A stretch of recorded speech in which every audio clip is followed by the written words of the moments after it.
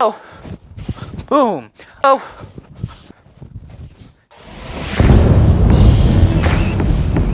All right, so now what we're gonna do is we're gonna do a front chamber position, and it's really to create a reaction for my opponent. So when I'm facing my opponent here, what I'm gonna do is with my back leg, I'm gonna come up and I'm gonna press this knee forward, almost like a knee strike. So if he was actually to come in here, enter in while I'm doing this, I'm gonna get a nice knee strike right to the body, which is great.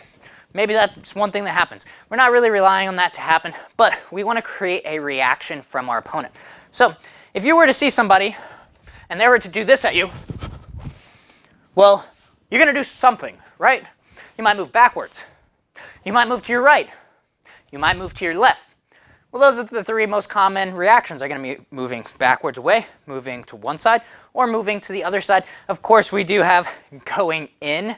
If they go in, just give them a nice knee right to the body. All right, but we're going to focus on the other three reactions at this time. So the first one that we're going to show is, let's say they just move slightly back. So I'm moving in, and maybe they think that I'm going to kick them with a front kick or a knee strike. So I'm creating this reaction as I'm throwing my hips forward past my back leg. So I'm going up, boom, and now I see my opponent has moved straight back. I'm going to do a hop, and I'm going to connect with that side kick. So from here, what I'm doing is I'm raising this up, and I'm kind of going forward, and now at this point, I'm doing another hop forward. So my foot, which is going to be right here on this tape, I come up, and now I hop forward to really close that distance again. I saw their reaction though. Now, if they just run away really fast, this one's probably not going to work. But if there's a wall behind them and they can't move any further back, or maybe they're one of those people that just kind of moves back enough to get out of the way, but they're not quite mobile on their feet moving back, well, then you'll have the chance of hitting them. So we're going to go and we're going to show this a few times. My opponent's going to do this here. So he's going to raise it up. Boom, I move back, and he was still able to make contact because he did that little skip. Now I'm going to go ahead and I'm going to do this. So I come up, boom, and I go for that kick.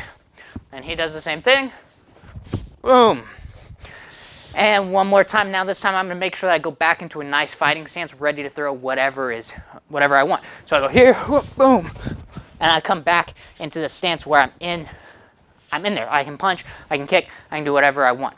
So now we're going to go over our next option. So our next option is going to be going towards the open side. So now, or the chest side, whatever side you want to call it, we're going to refer to it as the open side. Now as I come in, my chest is going to turn. It's going to be that side. So he's actually going to be moving that direction. So I come here. This is going to be my open direction. So now as I do this, I'm coming in. He moves towards the open direction. What I can do, since I have this here, is I can pivot and go into this side kick. The side kick option is going to be a really good option because it's going to be going straight. It's going to put a lot of power. It stops them from closing the distance in on you.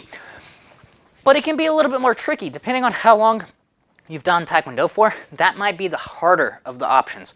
The next option that we're going to do from here is I'm going to demonstrate it first going forward. I raise this up, and now my opponent moves this way. I'm going to turn and do a roundhouse kick that way. Now, let me go over why it might not be as beneficial as the side kick. So now if my opponent was to just do a roundhouse kick here, boom, and I move in the same direction again, kick here,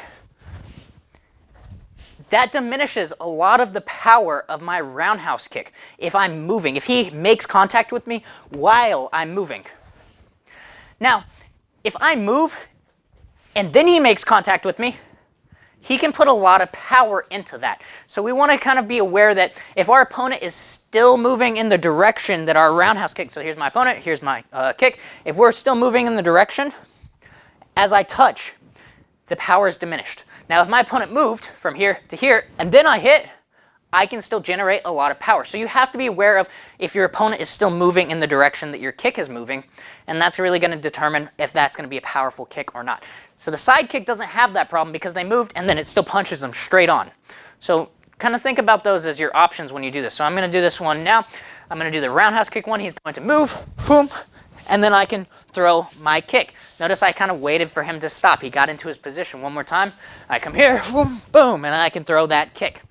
I still have to get an extra little bit of a pivot because I was going forward and they're going here. So my back leg my base leg has to pivot even more. So I do a little bit of a hop, skipping type pivot as I do this to make more power into that. Again, we also have that side kick. Now my opponent's going to go ahead and do this. He's going to choose whether he wants to do a roundhouse kick or a side kick. Doesn't matter. Remember, we're open to whatever's happening. Boom, he gets a roundhouse kick. Now I'm going to go ahead and I'm going to go side kick. And my partner's going to go boom, he hits me with that side kick, stops me from being able to close the distance. All right, so now we've hit what happens if our opponent moves backwards. We've talked about what happens if our opponent moves towards the open side, or the side that our chest is facing. What's left? Towards the back side, right? Towards our closed side. So now I'm going to raise this up, and now my opponent, hey, he's not there anymore. He's also not there. But what is he in line for? He's in line for a great side kick. You're not going to do a roundhouse kick here. This one is perfect for a side kick. So I'm here. I'm just going to demonstrate in the air real fast. I come off here. Now my opponent is right here. Perfectly in line for a nice side kick. Things that we have to be aware of. Sometimes our opponents, as they move towards the side, they also move a good enough distance away where we can't make contact. So now I'm here. My opponent's going to move that way, but he's going to move double distance away. So I'm here. But now look, I can't hit him. So I have to be aware of that. I can hop and hit him though. Most of the time. Obviously, if they just ran out of there, you're going to have to do something else. So it's going to really be situational. But if they moved a little bit further than what you were preparing for, that foot, again, that base leg might have to do a secondary hop. It's here. Oh, I hop. I can move where I am based off of that hopping leg. So I want you to practice that and be aware that you might have to use that whenever you're doing it. So now my opponent's going to go. So as he raises that leg up, I move towards the outside. Boom. And he gets that kick. And now my partner is going to move as I kick. Boom. And I want to get back towards that fighting stance or into a stance where I can fight again. My partner is going to go here. Boom, boom, boom. Nice. And I'm going to do it one more time. Boom. And I get back into this ready position, ready to fight. Again, like I've mentioned before, we're not doing a push kick, which means the power needs to be applied prior to contact being made. I don't want to make contact and then put the power. That pushes. I want to put power and then make contact. That's going to be how we really get devastating kicks. They really hurt our opponents. If you only push your opponent, you will annoy them, yes, but you're not going to hurt them. So after you've started to realize what are the options for this scenario, then you can practice practice reacting to it. So now I'm going to have my partner here. I'm going to do the same thing. I'm going to elicit a response by hopping, taking his space, bringing him up my knee. He's going to either move back, he can move that direction, he can move that direction. I don't know. I don't know what he's going to do.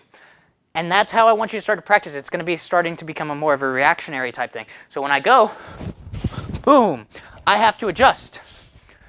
When I go, boom, I have to adjust.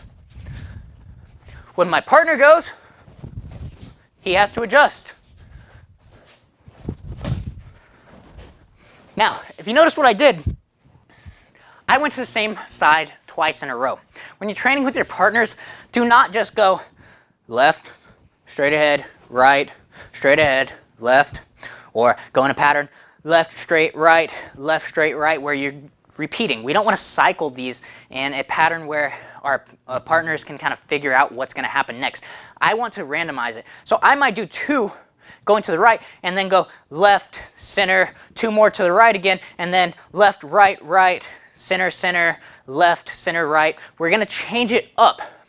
We always want to have a broken pattern after we've already established what we're going to be doing. So we've already established what to do if they go that way, what to do if they go that way, what to do if they go that way. We have those baselines established, and now when we're training for reactions, we want to always mix it up. Never just go one, the next, one, the next. That's going to be cheating your partner. It's making it too easy. They know what's happening. We want to make it a little bit more difficult and a little bit more realistic. Whenever you're fighting somebody, you have no idea what they're going to do. So now you have these tools, and you just have to be able to see when you implement each one of these tools.